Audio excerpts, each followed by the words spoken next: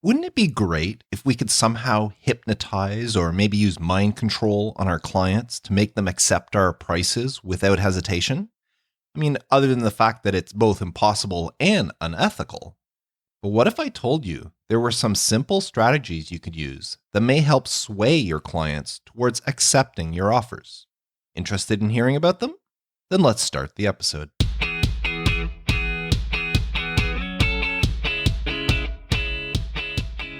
Resourceful Designer, episode 331, 6 pricing hacks to land hesitant clients.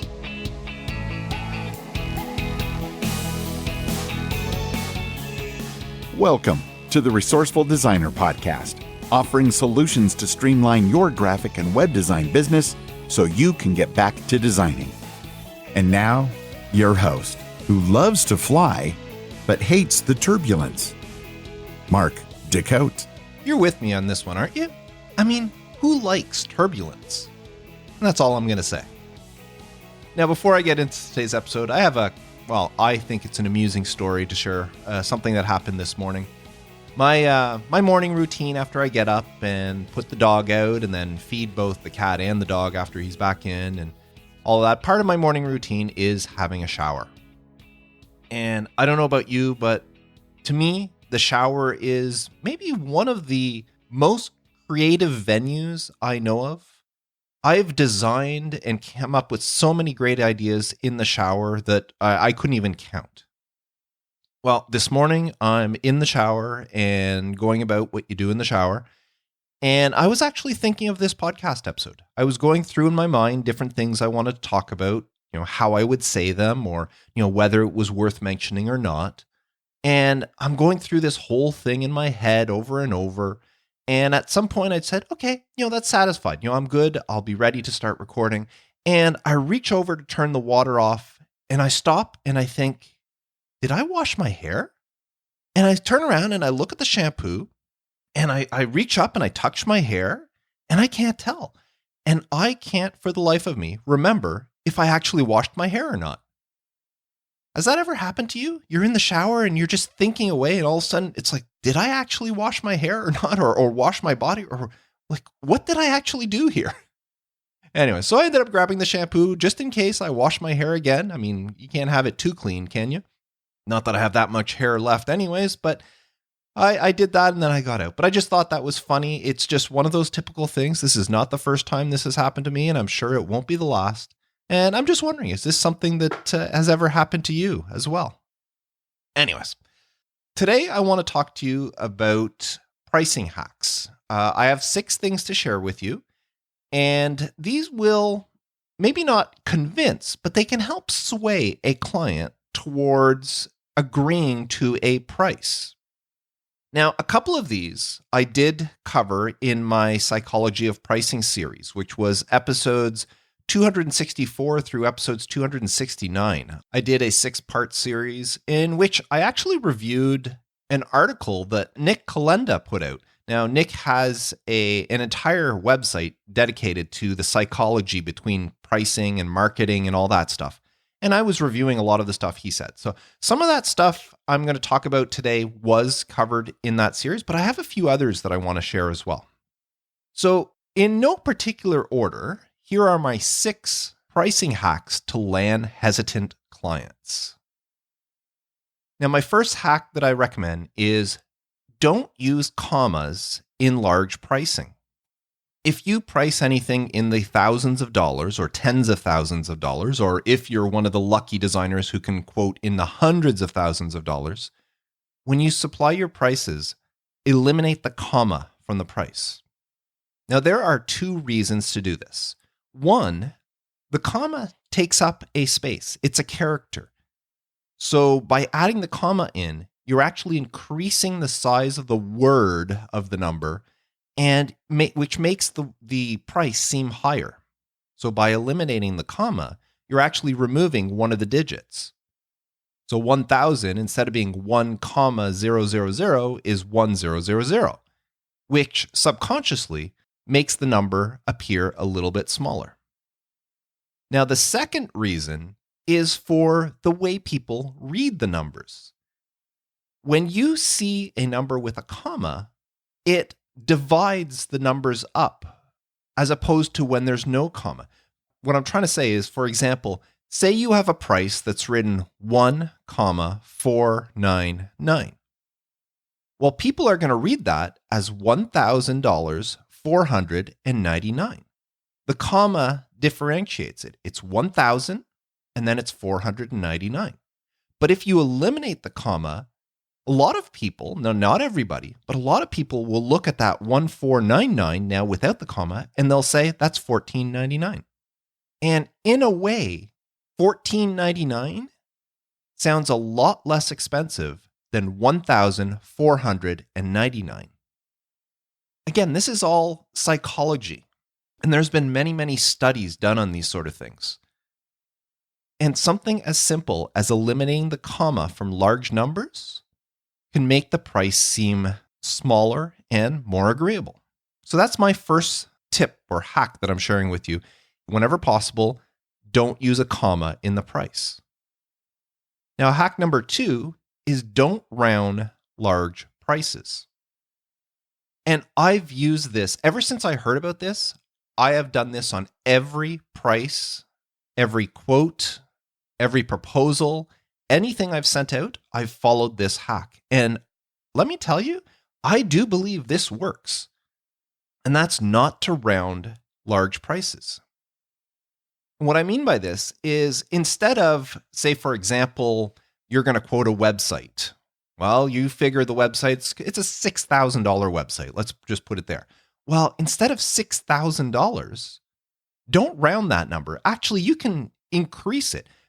According to studies, people are willing to pay higher prices when the price is not rounded. So instead of $6,000, quote them $6,482, which is not a round number. Now, there was a huge study done in the US in the housing market with realtors, and they tested this out where it was easier to sell a house whenever the price was not rounded. And people were willing to spend, I think it was up to 7% more in some cases, on a house when the price wasn't rounded. And there were less negotiation going into the price. Or if somebody did negotiate the price, they would negotiate in smaller increments than a large one. So if they went in and a house was, just for arbitrary number, a house was valued at $300,000, then the people would go in and negotiate and try to get it maybe at 280 or something like that. But if the price was, I don't know, instead of 300,000, it was $301,782. Then the people, instead of trying to take $20,000 off when negotiating, they may only take a few $1,000s off. The reason for this is, as soon as you see a rounded price, you start to get a little bit suspicious. How did the person come up with this price? You know, if you quote somebody, yeah, I can design a website, it's going to cost $6,000. They start to wonder, well, why $6,000? Like, is the website only, maybe it's $5,700 or $5,700, but you just decided to round it up, make a nice round number? Like, are you swindling me? Are you trying to take advantage of me? Like, where does this 6,000 come from? Did you just pick this number out of the air?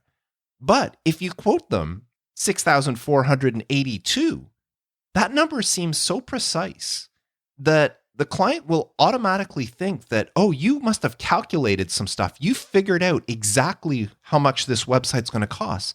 And they're much more willing to pay that price. Now, I said, when I first heard about this, I started changing all my pricing. And I do this. Now, yes, the number I pick is still arbitrary. I'm not actually calculating out that something is going to come up to $6,482. I'm just saying, okay, I think it's roughly a $6,000 website, but I'm going to offer them this price, $6,482. And I've had much fewer pushback or questions about the pricing ever since I switched to this method. So this is one, if you're putting out your prices as, $500 for a logo or whatever, $2,000 for this or that, try this. And you don't have to go lower. If it's $500 for a logo, you don't have to go 492 or 473. Try going a little bit higher, 512, 537. You can make a couple of extra dollars. It's amazing how this psychology of pricing works. Now, the third hack I want to share with you is to use a low number as the last digit, especially if you're giving a large price. When you look at a large price, it's the first number and the last number that are really remembered. Those are the two digits that get noticed first, and they're the ones that you tend to retain in your memory for longer. And therefore, if you use a low number as the last digit, it makes the price just overall seem lower. It makes it seem less expensive, even if it's only like a couple of dollars. So instead of $129, put it at $132, even though it's more, because the last number is a 2 instead of a 9. It'll subconsciously create this impression that the price is a lower price. It could be more expensive, which makes it more appealing to the client. So that's hack number 3. Use a low number as the last digit of your price. Now, hack number 4 is something I talked about way back in episode 145 of the podcast, and that's the 3-tier pricing method. Now, I had a lot of great comments on that episode. So many people follow that. I know all my pricing, I use this. And the reason is it works. Now, if you're unfamiliar with the 3-tier pricing method, what it is instead of giving your client one price, you give them 3 prices with various options for what you're offering. This is similar to you going on a website, signing up, say, for an email client, whether you're going with Aweber or MailChimp or ConvertKit or Constant Contact, any one of those things. When you look at their pricing, they're always going to have, well, here's our one tier at, I don't know, I'll just make up prices, $9.99 a month. Here's another one at $29.99 a month. And here's another one at $69.99 a month. And each one of them offers different options. The first option will give you so many features, maybe so many emails you can send out, the amount of people you can have on your email list, where the second one will have more emails you can send out. You can have a bigger email list. And the third one has all sorts of extra features that the other two don't have. That's a 3-tiered method. Well, you can use the same thing for your design business. Let's say you're designing a logo for a client. Well, you can offer 3 pricing options. The first option is just you design a logo and you give it to them. The second option is you design a logo and you include a simple 1-page style sheet that tells them the colors and the font used, and that's it. And the third option is you design the logo. Maybe you design an entire logo system where you have different variations of the logo depending on the use it's going to be used on, including a reverse version and all that you're not including in the other 2 tiers. And maybe the style guide is much more comprehensive, which, do's and don'ts and the whole bit of a proper style guide. Well, you offer these 3 options to the clients. Well, the reason behind this is 2 things. First of all, you're trying, and 99% of the time, you're trying to get people to agree to that middle option. So the way you do it is the first option is just bare bones. The second option is a little bit more expensive, but includes some other stuff that's very beneficial, which makes it more appealing. And then the third option is usually much more expensive and includes a lot of other things that may or may not actually be needed. So people look at the price and they'll say, well, the difference between the first and the second one is not that much. And I get some really good stuff with that second one. So the first one really just doesn't seem like a good deal. So they eliminate it. And then the third option, yes, it has some great stuff, but it's a really big price jump. I think I'm going to settle on the middle one. And that's what most people end up doing. Now, if you're lucky, the client will end up going with the third option. But I can tell you, in all the times that I've used this 3-tiered method, I don't think I've ever had somebody pick the first option. So here's an example of a website project I did for a client recently, where I offered them the 3-tiered method. So the first price for option 1 was $52.87. Option 2 was $65.78 and option 3 was $98.41. Now, you may have noticed that I actually used several of the other hacks that I've mentioned just previously in this price that I gave the client. I didn't even realize I did that. I'm just looking at the prices now. But I eliminated the comma. There was no comma in my pricing. I did not round numbers, which I don't do anymore. So none of my prices were rounded. They were all, I was going to say random. They're not random numbers, but you know what I mean. They're not rounded. And if you look at my option 3, which was 98.41, the last digit, I kept it at a low number to make that number more appealing. And in this instance, the client went with option 3. They went with the more expensive one. Now, in this case, if you're wondering, well, what was the difference? Option 1, I offered them just a website, a website designed to industry standards. Option 2, I offered them a website, but I offered to do some initial SEO. Do a little bit of research to help them with the website for their copy in order to help them rank. And the third option, I offered some more SEO research and involvement there, but I also offered them the use of a copywriter to actually write the copy for their website. And that's what they ended up going for. They went for the more expensive option. But it was that 3-tiered option that helped them decide. Now, the other thing that the 3-tiered option, why it works, is it's human nature to compare things. We don't like things just at, say, face value. When we are presented something, we want to know, well, how does this compare to other things? And if you give your clients only one price, like your website's going to cost this, if they want to compare, then they have to go get prices elsewhere. They have to get a price from, one or two other people in order to compare where your price stands.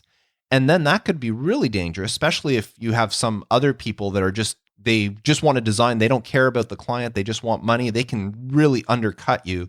In which case, the client says, well, why are you charging this compared to this other person and so forth? But if you offer the client 3 different prices, they don't have to go elsewhere to compare. They can look at the 3 prices that you gave them and they can compare between them. And that was another thing. When I originally discovered this 3-tiered method years ago, and it's been in a lot of business books, this is not something I came up with. But one of the things that it states is whenever you present this, clients are much less likely to then shop around. And that's been my experience as well. Unless the client has already gotten a price before coming to me, I don't think I've ever experienced a client getting a price from me and then telling me that they were going to get some prices elsewhere after the fact. Because I've already given them enough for them to compare. So this 3-tiered pricing method is probably my favorite out of all 6 of these hacks that I'm sharing with you today, just because it's the one that I use the most. Ever since I discovered this, learned about it, I've been using it in my business, and it has helped me land so many clients. And yes, most of them pick option 2 because that's the way I'm steering them. But you'd be surprised at how many people decide to go with that higher price option, even though it's a much more expensive. And a lot of them, even though it's outside their budget. And that's the other thing. When you're doing this 3-tiered method, if you know the client's budget, you can put, like, say, option 2 just below their budget, but option 3, stick it above their budget, stick it out of their budget. And sometimes they'll look at it and they go, oh, that looks really good, but we only have a budget of this, so we'll take option 2 because it looks so much better than option 1. That's another thing to do. But there's been many times where I've had clients that have told me, we all have a budget of this. And then the third option that I present them, which is outside of their budget, is just so appealing that they somehow find the extra money and they go for it. Now, the one thing I will say about this method is if you're going to do this, make sure that you actually have the value with the 3 options. If somebody decides to go with your more expensive option 3, make sure that the value is actually there, that it's actually worth them spending the money on it. In the example I just gave you, option 3, I had to hire a copywriter to write the copy. So yes, there was extra expenses in there for me. So I didn't make all that money up, but to the client, over $3,000 extra was well worth the price in order to get the well-written website. So that was hack number 4. And if you want to know more about that one, go back and listen to episode 145 of the podcast at resourcefuldesigner.com/episode 145. That entire episode is dedicated to 3-tiered pricing. Now, hack number 5 is charge a setup fee and then lower payments instead of the full amount. Sometimes, in order to convince a client, all it takes is accommodating their, I was going to say budget, maybe that's the right word, but accommodating their pocketbook, put it that way. For example, let's say you have a project, maybe it's a website, maybe it's some other design project that you think is $4,000. Now, I know I was just talking about don't use round pricing, but for this, it's a lot easier if I use a round price as the example. So we'll say $4,000 is the cost. Well, maybe the client is saying, $4,000 is outside our budget. We don't have the money to spend on that right now. Well, why not offer them to pay a down payment and then installments? For example, you can say, well, maybe you can't afford $4,000 right now. Can you pay me $1,000 and then pay $500 a month for 6 months? All of a sudden, that sounds much more appealing to a client. $4,000 down right now may be a lot of money, but $1,000 right now, they already have it. And $500 a month, they're pretty sure they can swing that. Now, yes, it would be nice for you to get the money all up front, but in the long run, what does it matter if you get the money now or if you get it spread out over several months? As long as you get the money and the client's happy. And if that's the case, there's a good chance they come back to you for more and you get great referrals from them because you were able to accommodate them and help them out financially. And that exactly is what you're doing. This is financial help. Yes, they're paying the exact same price as if you asked for it all up front, but you're helping them financially by breaking that up. Isn't our life divided up into installments? Unless you had some sort of nest egg growing up, when you buy a house, you're probably going to have a mortgage, meaning you're paying that house off in installments. Depending on what vehicle you buy, you may have a car payment and so many other things. And yes, you can try to make a little bit of extra money on it. Like, instead of $500 per month, you say it's $510 per month over 6 months, and that'll make you an extra $60 on top of it. So instead of $4,000, you're going to make $4,060, and the client may still agree to that, but the client would appreciate so much more if you just said, forget no interest on any of this. Just as long as you pay me the $4,000 over the course of 6 months, after 6 months, everything will be paid and we're all good. So that's my hack number 5 is charge a setup fee and then lower payments. And hack number 6 kind of falls in line with number 5, and that's to offer shorter installments for regular payments. Instead of charging a client something and saying, okay, you're going to pay me this every month, why not make it every 2 weeks or pay me weekly? For example, say a client wants a website and the website's going to be $6,000. Now let's forget the down payment that I mentioned in hack number 5. In this instance, we're just doing equal installments. So you're charging a design project, whether it's a website or anything, whatever, a design project worth $6,000. Well, you can tell your client that they can pay you $500 per month for 1 year, and that'll be $6,000. Or you can tell the same client, why don't you pay me $116 per week for 1 year? Now, if you do the math, $116 per week is $6,032, so you would make an extra $32 on it. Or you can offer it at $115 per week and you end up giving up $20 on the project. It's up to you. But the reason this works, and it may convince a client, is most people, whenever you say, how many weeks are there in a month? Well, most people know it's 4 and a little bit. It depends on the month, whether there's 30 days, 31 days, 28 days, or in this case, in 2024, 29 days in February because it's a leap year. So a typical month has 4 weeks, or I say typical. All months have 4 weeks plus anywhere from 1 to 4 days. And those 1 to 4 days tend to get forgotten. Most people think of a month as 4 weeks. So in a client's mind, if you say you can pay me $500 per month, or you can pay me $116 per week, at a quick calculation, $116 per week comes up to $464 every 4 weeks, which at quick calculation is less than $500. So the client may think, oh, well, this makes much more sense. I'll just pay weekly.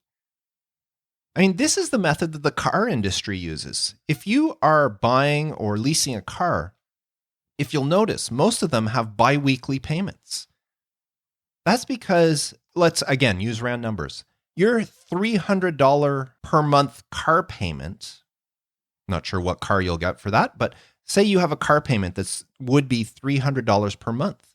Well, now the dealership is offering you to go bi-weekly, which is only $138.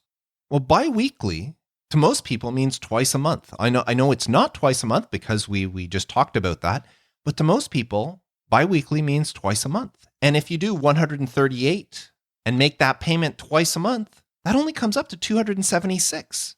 So subconsciously, people think that they're actually saving money. Now, I know in the long run, bi-weekly is better because, especially if there's interest and all that involved, but forget the interest. You're not charging interest to your clients. Or in my example, we're not charging interest to the clients.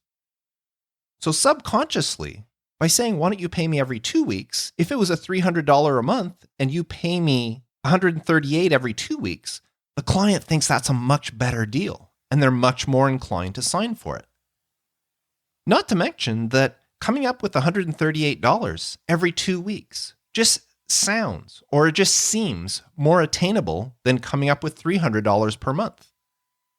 So if you do decide to offer installments to your clients, instead of offering them on a monthly basis, why not offer them an installment every 2 weeks or weekly?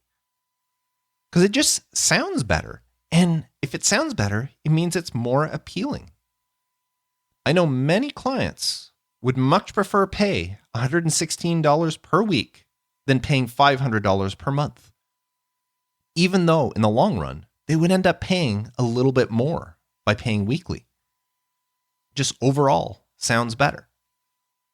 So anyways, those are the 6 hacks I wanted to share with you. Now, there are many other things. And as I mentioned, I did an entire 6-part series on the psychology of pricing, running from episodes 264 to 269. If you haven't heard those, you may want to go back to listen to them.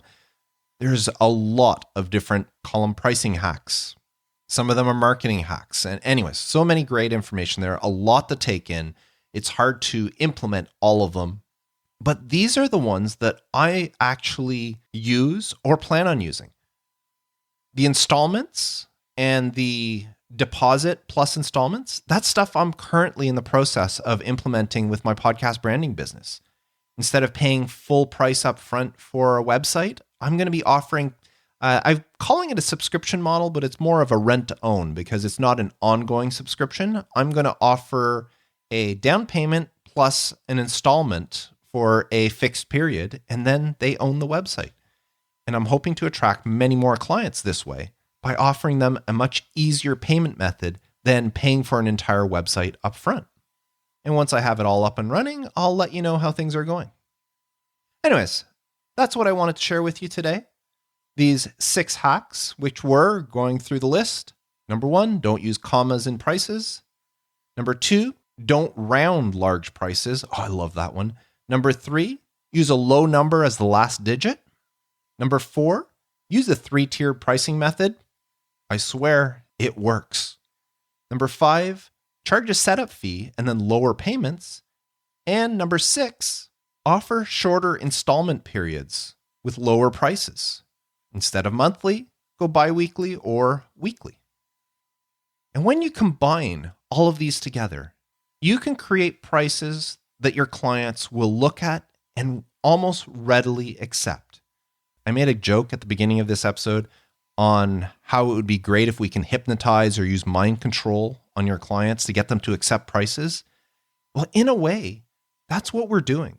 We're using psychology or price hacks in order to make prices more appealing for our clients, which make them more likely to agree to your pricing. And that's what I wanted to talk about today. Now, I would love to know if you use any of these methods or any of the other methods I talked about in previous podcasts. Let me know. Reach out to me at feedback@resourcefuldesigner.com. I would love to hear from you.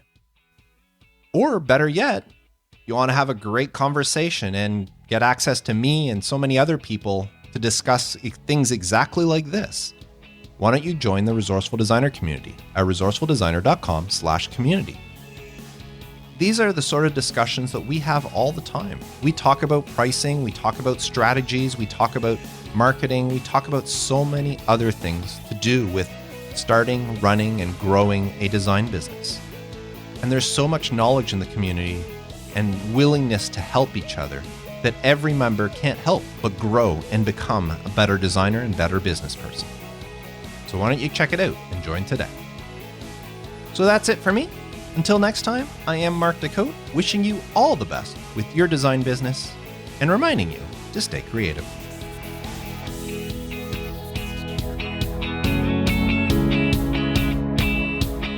Thanks for listening to the Resourceful Designer podcast at resourcefuldesigner.com.